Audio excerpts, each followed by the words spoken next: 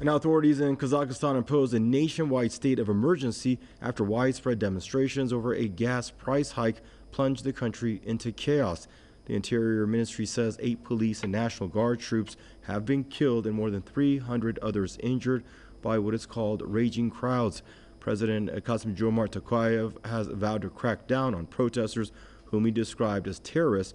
There are reports of fires at the presidential palace, and protesters have taken control of the capital's airport. The president has now appealed to a Russian-backed security alliance for help to try to quell the unrest.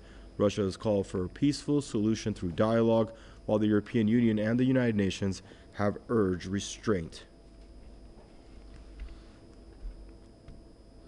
Joining us now from Bristol for more on the story is Tony Gosling, historian and investigative journalist. Hello, Tony. Hope you're safe and doing well in this new year. Tell us, from your perspective, what is going on in Kazakhstan? President Tokayev said, quote, foreign-trained terrorist gangs are seizing buildings, infrastructure, and weapons and have taken 5 aircraft, Tony, including foreign ones at the Almaty airport.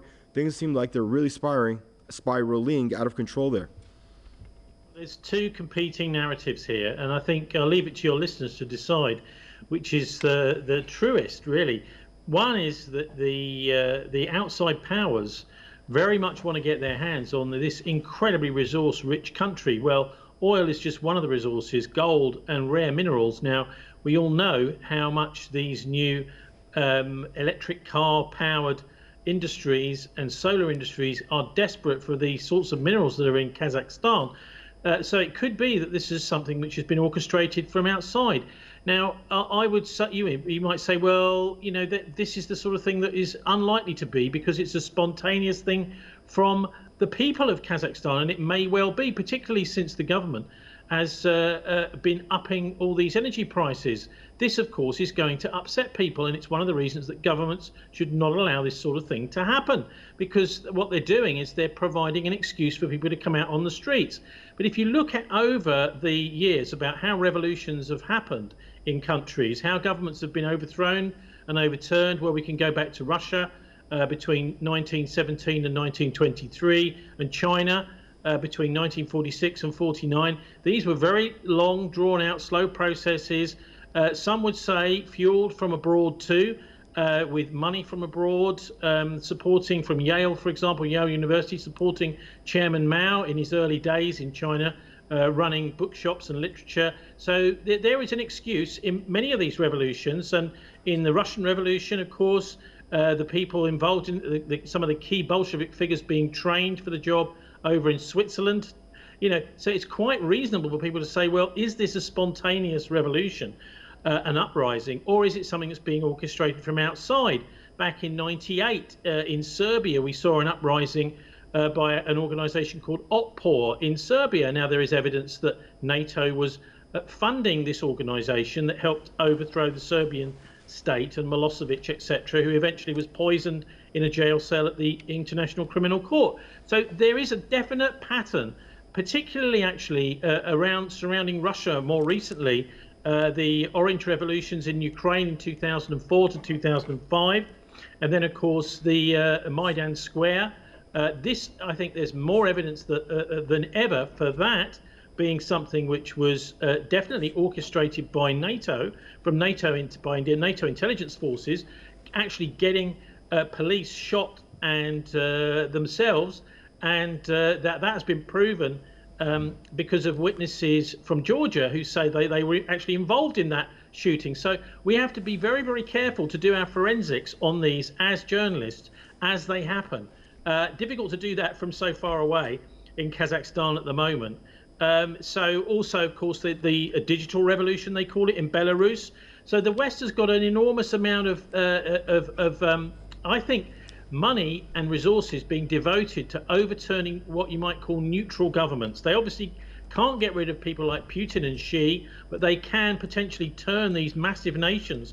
And Kazakhstan is a colossal country. It goes right the way from Mongolia all the way and almost touches Ukraine in Europe. It's massive, and it just sits directly underneath Russia. So I can't imagine that the Russians will just allow this sort of thing to take place. And it would be very interesting to see which direction these protests go, whether they actually manage to get rid of the government, which it sounds pretty unlikely.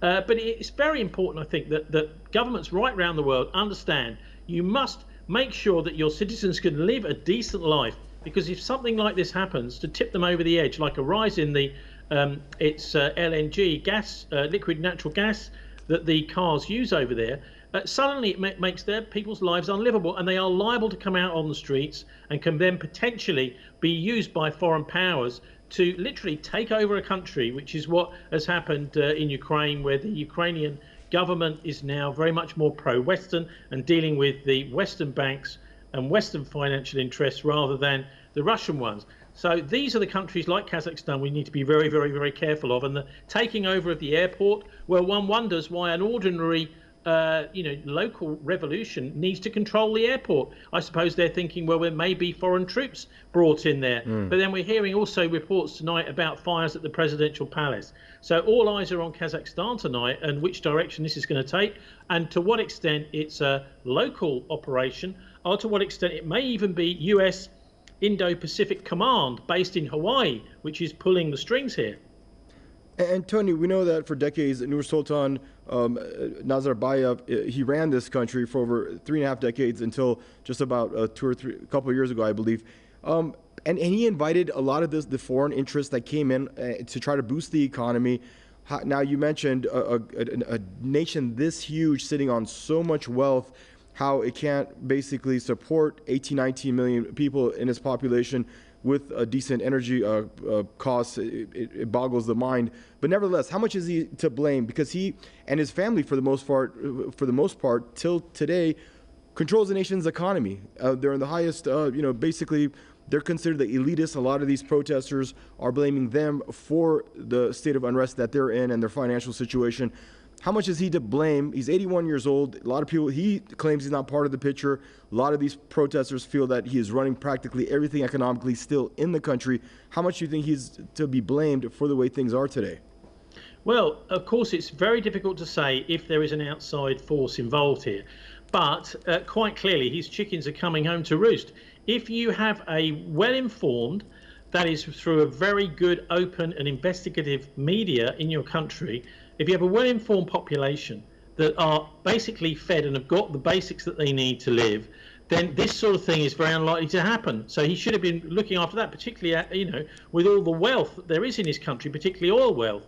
But I'm afraid, as so many rulers around the world, they tend to veer towards gangsterism and to be running the country for their own benefits. And of course, if someone is in power for a very long time, they have a greater tendency to do that without political checks and balances and without an interrogative press. These two things, I think, are the things that make a country democratic and healthy. And clearly, Kazakhstan has had problems with that in the past. So in a way, maybe, this was coming down the line at some point. It's just a question of whether the leadership now can be seen to be basically sorting things out themselves without running cap in hand to Moscow and Putin and asking them to do the difficult job for them. And of course, it may be that that's necessary, because there may be NATO and US forces pulling in the other direction. So we'll have to see and keep a watching brief on Kazakhstan to see which way this one tumbles. We sure do. Stay safe. Always a pleasure to check in with you. Tony Gosling there joining us out of Bristol. Thank you.